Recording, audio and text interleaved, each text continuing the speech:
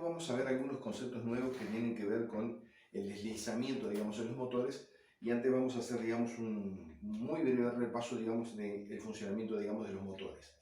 Así que un motor, digamos, de jaula de ardilla está constituido por, digamos, un estator que puede tener un número mayor, digamos, de bobinas que 3, hasta 18 fácilmente, y un rotor que gira, digamos, activado por el campo magnético giratorio proveniente justamente del estator. Se considera el régimen permanente del motor cuando ya, digamos, se ha vencido el par de resistencia, digamos, del motor y se ha logrado, digamos, una velocidad uniforme en el mismo. El rotor se compone básicamente de bobinas, aunque no estén hechas, digamos, con alambre esmaltado, pero son bobinas formadas, digamos, por las tiras de alambre, que pueden ser alambre de cobre, de aluminio, de bronce, etc., y anillos que las cortocircuitan, digamos, en las puntas.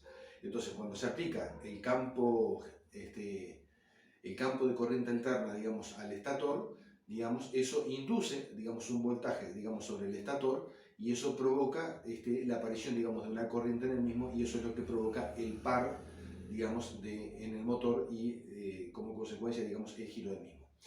La ley de Faraday dice que, digamos, el voltaje inducido, esto es igual, digamos, a el número de espiras por la variación del flujo, por la variación del flujo magnético sobre la variación del tiempo, delta T. Entonces,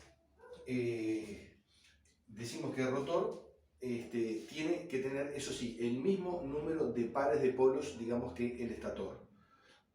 O sea, el rotor tiene que tener el mismo número de pares de polos que el estator, no la misma cantidad de espiras. En el caso de los rotores de jaula de ardilla, eso puede considerarse el secundario, digamos, de un transformador trifásico en el que cada bobina del secundario trifásico tiene, digamos, una sola espira.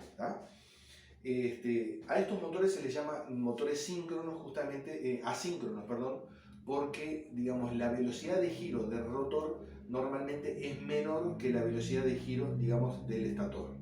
Y es más, eso es una condición necesaria, digamos, para el funcionamiento, digamos, del motor.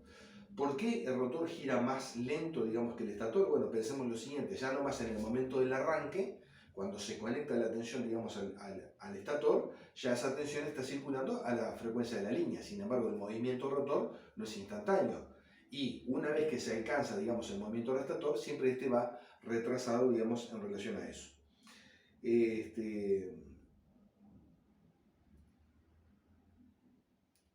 Vamos a ver, digamos, un concepto que es lo que se llama, digamos, el deslizamiento, digamos, y por qué ocurre. O sea, que tiene que ver justamente con la frecuencia, digamos, de rotación, digamos, del rotor y la frecuencia, digamos, de rotación del campo magnético en el estator.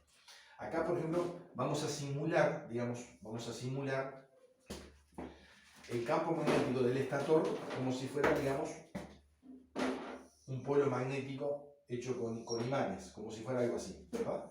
Entonces acá yo tengo rotor. Acá tengo, digamos, las varillas, digamos, de alambre, por decir así.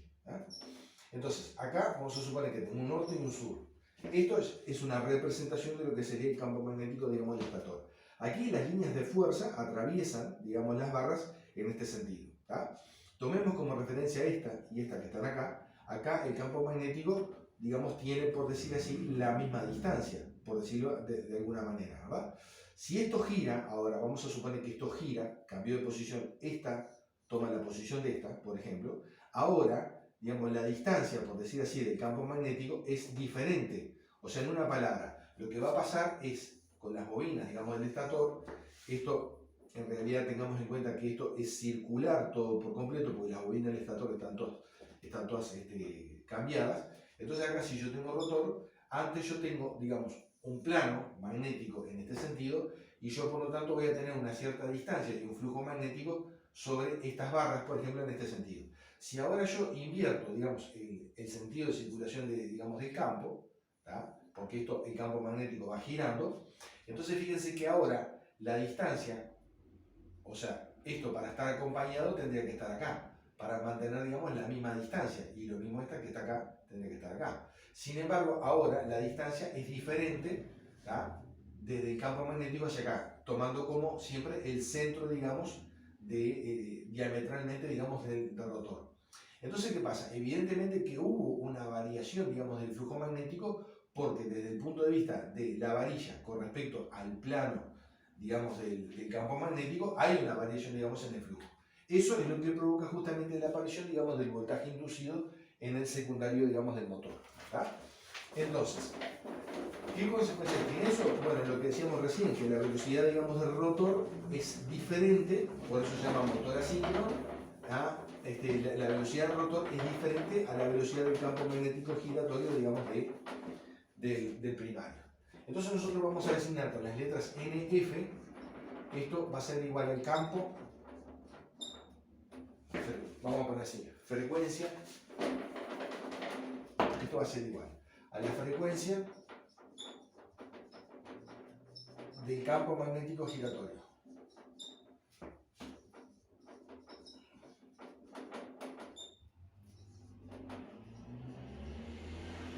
Y vamos a designar como N va a ser igual a la frecuencia, digamos, del rotor. Entonces, el giro del campo magnético giratorio, es lo que provoca que se induce un voltaje, digamos, en el rotor, y al producirse un voltaje se va a producir, digamos, una corriente, por lo tanto se va a generar un par mecánico. Lo que nosotros llamamos, digamos, frecuencia de deslizamiento,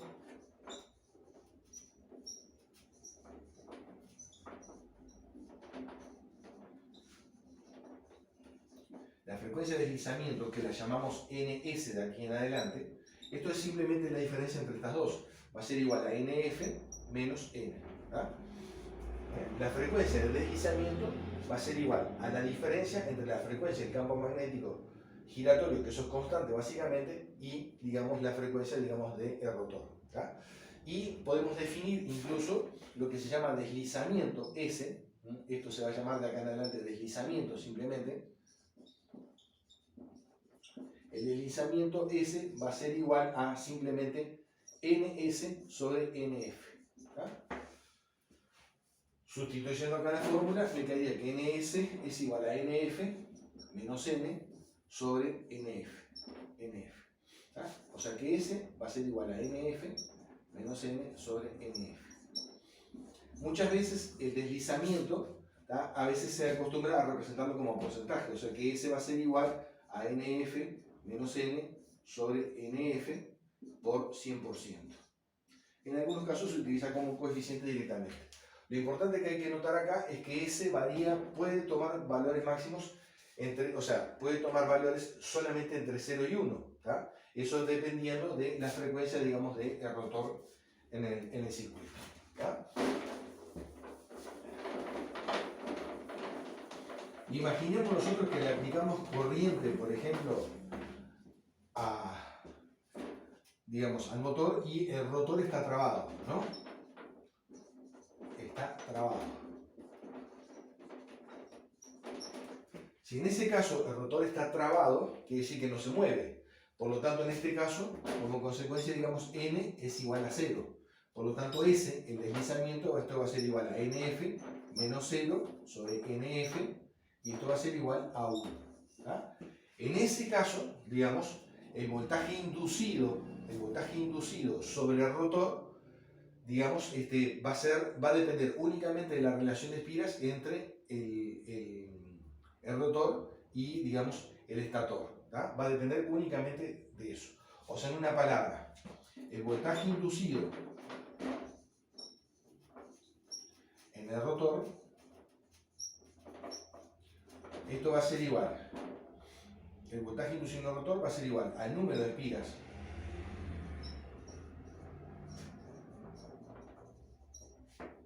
del rotor, el número de espiras del rotor, sobre el número de espiras del estator, ¿no?,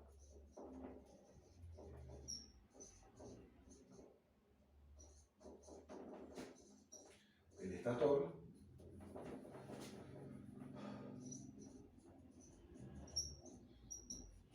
todo esto esto multiplicado por el voltaje de entrada Vin de la alimentación por S. Esta es la fórmula general para calcular, digamos, el voltaje inducido, digamos, en el estator. O sea, el voltaje inducido, perdón, en el rotor es igual al número de espiras de rotor dividido el número de espiras del estator por el voltaje de entrada por el coeficiente S. En este caso, si el rotor está trabado, la velocidad de giro es 0 de rotor. Acá el deslizamiento nos da 1, por lo tanto este coeficiente valdría 1, y la fórmula se reduce a esto, número de espiras de rotor sobre el número de espiras del estator por el voltaje de entrada. Lo mismo pasa con la frecuencia del voltaje inducido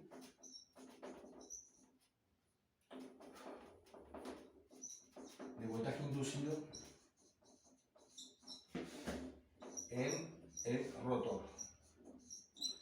La frecuencia del voltaje inducido en el rotor, esto va a ser igual a la frecuencia de línea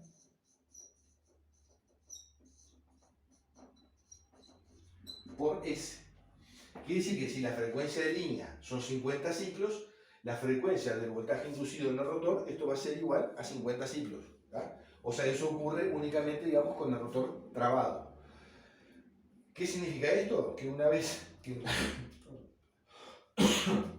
el motor se pone en marcha, este coeficiente S va a ser menor que 1, porque N ya no es 0, entonces por lo tanto S pasa a ser, digamos, menor que 1, y por lo tanto se va a ir reduciendo, digamos, las dos cosas. Se va a ir reduciendo el voltaje inducido en el rotor y se va a ir reduciendo la frecuencia del voltaje inducido, digamos, en el rotor. Las dos cosas se van a ir reduciendo. O sea que en una palabra, el voltaje inducido en el rotor es máximo cuando el rotor está trabado. ¿Por qué? Porque S es igual a 1. Acá la fórmula se deriva por estos dos, por esos términos, ¿ah? Cuando el rotor está trabado. La frecuencia del voltaje inducido en el rotor es igual a la frecuencia de línea por S. En este caso, para el rotor trabado, S sería igual a 1. ¿Ah? Vamos a suponer ahora el otro caso extremo. En el otro caso extremo vamos a suponer que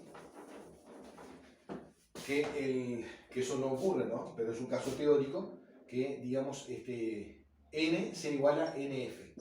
O sea, si la frecuencia, por lo menos en los motores no ocurre, ¿no? En los motores no ocurre. No es posible porque deja de funcionar el motor. Pero como caso teórico está interesante. O sea, si N es igual a NF, significa que el rotor gira exactamente a las mismas revoluciones que el campo magnético giratorio. ¿Tá? En la teoría sería perfectamente posible y de hecho se acerca bastante. ¿Tá? Por ejemplo, un motor de 3000 revoluciones es normal de repente que el rotor gira a 2800. O sea, se acerca mucho, pero no llega nunca a las 3000. No llega nunca a las 3000. O sea que, vamos a suponer, si N fuera igual a NF, ¿tá? Partiendo de la fórmula, entonces yo tengo que acá el deslizamiento S sería igual a NF menos NF, porque son iguales los dos valores, sobre NF. Entonces esto sería 0 sobre algo, daría 0.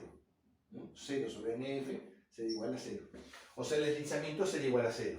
Si nosotros trasladamos este valor de S a estas dos fórmulas, tenemos que 0, por toda esta cantidad da 0.